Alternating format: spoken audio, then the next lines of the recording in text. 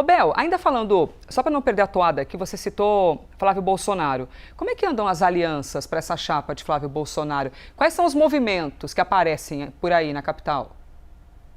Andam bem travadas e o motivo é o Centrão. Agora a gente já está, de fato, no período das convenções partidárias. Flávio vai oficializar o nome dele como candidato à presidência da República no final de semana, mas ainda sem muita perspectiva de que tenha avanço sobre o nome de vice.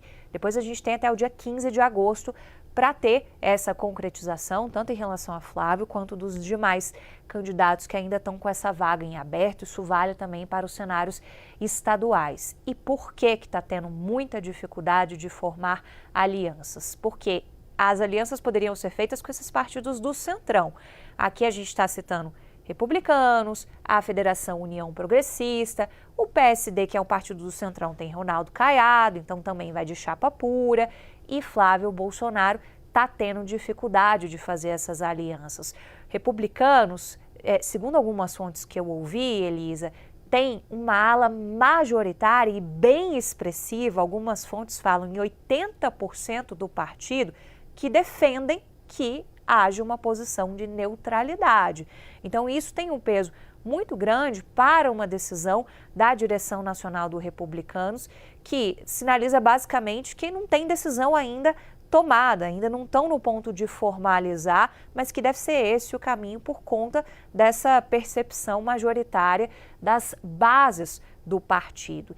E aí isso é um problema para Flávio, porque inviabiliza, e ele naquela lista de candidatas a vice vai cortando alguns nomes. Daniela Marques, por exemplo, que é justamente a figura por trás da configuração de propostas do ponto de vista econômico da campanha de Flávio Bolsonaro, é filiada ao Republicanos. Se o próprio partido não fizer uma aliança formal, não tem como ela pegar essa posição de vice. Então, isso já cortaria um nome. Tem outras conversas em andamento. Vamos falar de novo dela, Tereza Cristina, que é um nome que já tem sido bastante gasto como uma opção para ser vice de Flávio Bolsonaro, mas tem uma resistência da própria senadora, que foi ministra de Jair Bolsonaro, ministra da Agricultura, conversa muito com o agro e ainda por cima é uma mulher, então seria um perfil mais do que interessante, mas você também tem dificuldade da Federação União Progressista em pegar na mão de Flávio, fazer esse aperto de mãos e dizer: vamos juntos, estamos colando aqui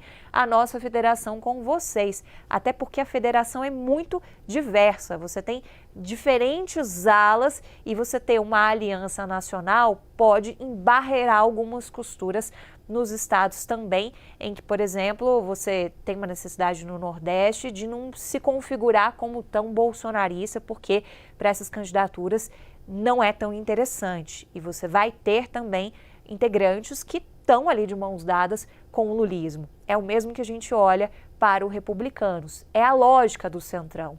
E o Centrão, nessa hora, ele é bem fisiológico, ele é bem pragmático.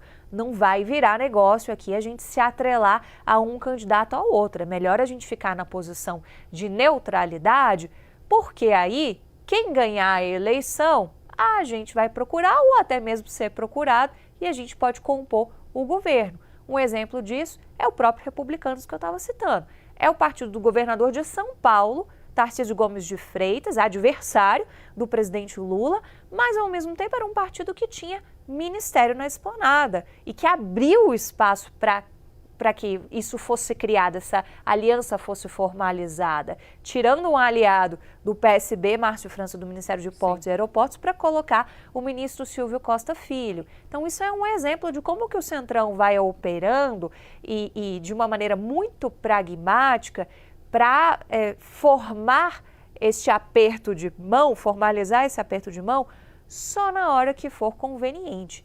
Agora, com Flávio também sendo um elemento mais radioativo, é muito complicado você já colar sua imagem de vez na campanha de Flávio. Então, isso dificulta essa configuração de vice.